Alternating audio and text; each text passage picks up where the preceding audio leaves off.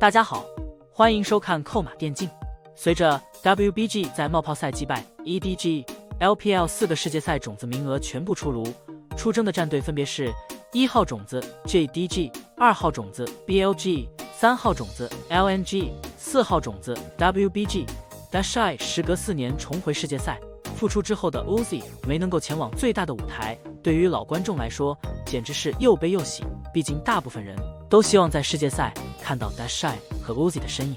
LPL 这边赛事告一段落，而隔壁 LCK 赛区还在火热比赛中。从目前的状态来看 ，KT 战队和 Gen 战队的节奏是最稳定的，而且 KT 战队完成了反超。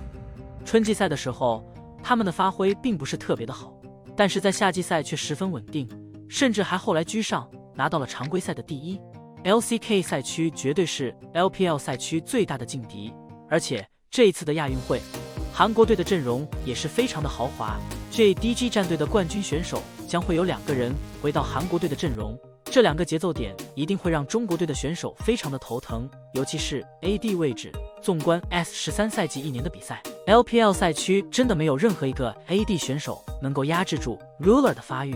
其他赛区目前都处于季后赛阶段，距离世界赛开启也还有一段时间。今天咱们来聊聊 S13 世界赛的赛制，毕竟拳头在年初宣布了改革，小组赛变成了瑞士轮。虽然这个赛制很火，很多电竞比赛都在用，但对于没有关注过其他赛事的观众，不太清楚瑞士轮的规则。下面咱们从入围赛到淘汰赛进行一波详细的讲解分析。作为 LPL 的4号种子，如果按照以往的赛制， WBG 是需要参加入围赛争夺正赛名额的。LCK 和 LPL 战队的加入也让历届入围赛成为唯一的看点，但赛制改革之后， LPL 和 LCK 的4号种子不需要再参加入围赛，而是直接进入了瑞士轮，因此4号种子和1号种子没有本质上的区别，只算是一个实力的象征。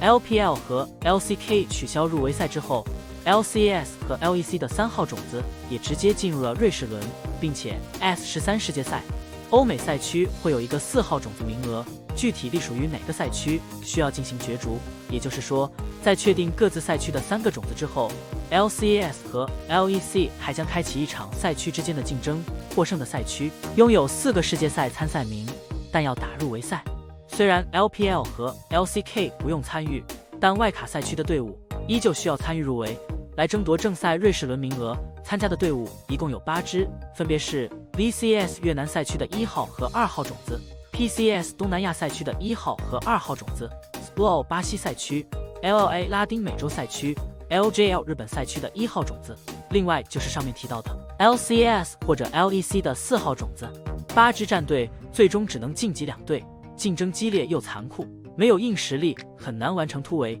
但2队顶级赛区取消入围赛，也让这个阶段的比赛变得毫无看点了。说难听一些，就是典型的菜鸡互啄。不过像 GAM、PSG 以及 LCS 4号种子这类队伍还是值得期待的，论实力再入围赛也算是独一档的存在。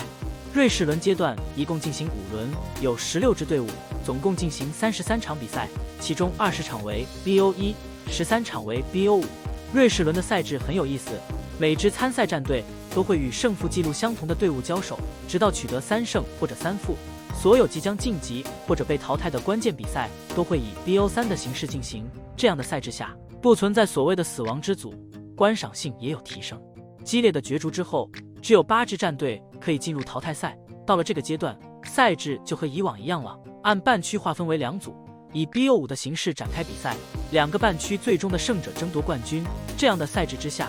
赢得越快越多，晋级也就越早。因此每一场 BO1 各大战队都会全力以赴，至于强弱差距会不会很明显，这就得看 BO1 的发挥了。世界赛从10月10号开始，持续到11月19日，角逐出冠军，总时长1个多月，举办地大家应该都知道，定在了韩国。 LPL 的第1个冠军是在仁川拿下的，不知道时隔5年 LPL 能否再次在韩国拿下冠军。但让人惋惜的是，曾经首关的5人组仅有 Dashy 1人去到了世界赛。好了，以上就是本期的全部内容。你们觉得谁会在入围赛杀出重围呢？欢迎在下面的评论区交流讨论，我会去挨个查。感谢老爷收看，欢迎点击订阅，我们下期再见。